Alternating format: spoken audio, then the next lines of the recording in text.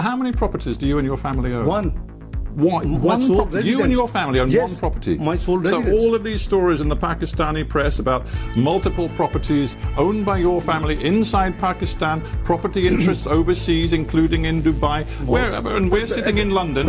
We're sitting in London. You own nothing in London? No. Your family, not just you, your family. No, not at all. Own nothing? No, because and Dubai? The government. Dubai? My sons have just one villa, which is owned by them. They're in business for the last 17 years. So when I asked you how many properties you and your family own, and you said one, that wasn't strictly true. No, it is strictly true because they're adult, they're married. If everything is so crystal clear, why do you not go to Pakistan and make this case in a court of law? Well, the court of law, my lawyers were there. I'm here for medical treatment. I have a cervical issue. You've been here for what, best part of 3 years on this medical issue? Almost, yes, I am. Are you still really suffering? Yes, I am. And you couldn't possibly get back to Pakistan? Well,